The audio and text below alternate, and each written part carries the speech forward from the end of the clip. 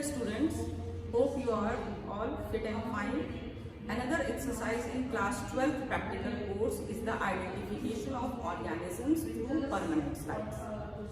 You are basically given this exercise in spotting. The slide is fixed on the microscope. You have to look under the microscope. You don't have to do anything, but you have to just basically see the slide focused on it. Various structures are there. Specific points are there. You have to see and you have to write about the various points regarding that particular specimen you are seeing under the microscope. Now today I am going to discuss about two protozoan organisms. Before discussing into the details of these organisms, I would like to give the introduction of the protozoa. That is the protozoans. Basically the protozoans are the unicellular eukaryotic organisms. They are cosmopolitan in distribution. The asexual reproduction is through binary fission, multiple fission, sporulation, etc. And the various modes of locomotion are present like cilia, flagella. And on the basis of that mode, that is mode of locomotion, they are classified under 4 groups. The first group constitute about the flagellated protozoans, second ciliated protozoans, third amoeboid protozoans, and the fourth one are the sporozoans. The first one, that is about the flagellated protozoans. The flagella is the locomotory organ, and the examples are Entamoeba, gambians, Entamoeba, cruzi, Giardia intestinalis, and all these etc. Now coming to the ciliated protozoans, the locomotory organ in this case is cilia, and the examples are the paramecium and vorticella, etc. Now coming to the group of amoeboid protozoans, here the locomotory organ in the form of pseudopodia are present. The the asexual reproduction is mainly through the process of binary fission, but rarely sexual reproduction also occurs. And this particular group comprises of organism called as Entamoeba histolytica. हमें जिसको detail में discuss करना है. Entamoeba histolytica is an organism which was discovered by Glambel, and the pathogenic nature of this organism is discovered by Lost. This particular Entamoeba histolytica is a causal organism of a disease called as amoebiasis. It is also called as amoebic dysentery or enteritis. Another related species of Entamoeba histolytica, that is Entamoeba gingivalis, is a causal organism of a disease related to gums and teeth, that is spirea.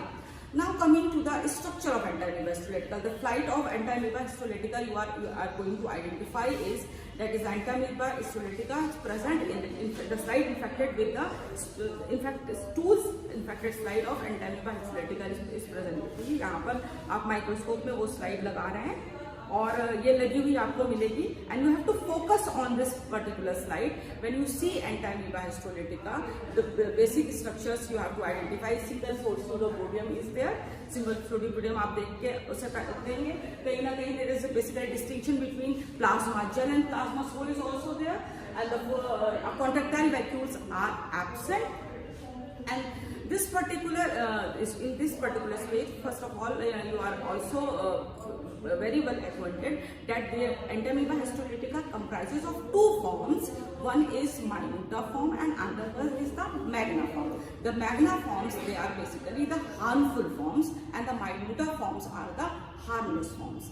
Now coming to the stage or infective stage, that is the trophozoid stage is the infective stage, and regarding the cyst, the tetranucleate cyst is very much infective, and the infection spreads through the contaminated food and water, through houseflies mainly, and houseflies, cockroaches, etc., but mainly through the houseflies.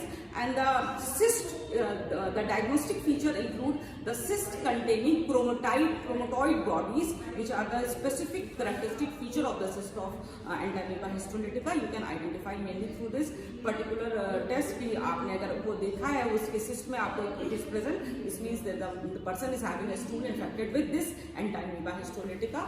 And this amoebic dysentery, that is mainly comprises of various symptoms, which includes fatigue also, anemic condition also, fever also, constipation also, and other symptoms include the blood accompanied with mucus, and sometimes the blood is also accompanied with blood clots. and the various medicines prescribed is basically Metrogyl, etc. These are the medicines which are given for 2 or 3 days to subside the symptoms. Thank you. The last group, that is the fourth group of protozoans, is the sporozoans, which are all endoparasites in nature. They do not possess any contractile vacuole, they do not possess any organ of locomotion, and the most prominent of this belonging to this category is the Plasmodium. Plasmodium, that is the malarial parasite, and here is the slide of the malarial parasite. This is the slide of the malarial parasite focused, and that is malarial parasite in blood. This particular organism, that is the malarial parasite, that is the Plasmodium causes malaria, which was discovered by a scientist called as Leveron, and this malaria is transmitted by the bite of female Anopheles mosquito, was discovered by Sir Ronald Ross. Now this malarial parasite, that is Plasmodium, has 4 species. Now one is that is Plasmodium vivax, Plasmodium falciparum, Plasmodium malariae, and Plasmodium ovale. Amongst all these things, Plasmodium vivax is the most common type of the species of malaria parasite.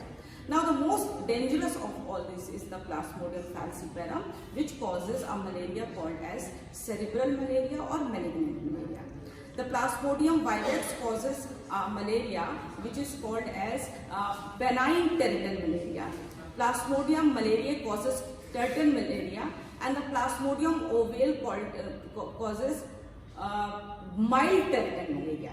In all these species of malarial parasite, the difference is in the incubation period. The symptoms are more or less the same, and they are the difference is only in the type of fever, in the type of chills. And now the thing is that in this case today I am going to discuss about the Plasmodium vivax, which is the most common type of malarial parasite species found in India and other parts. Now this is the slide of malarial parasite Plasmodium vivax in blood.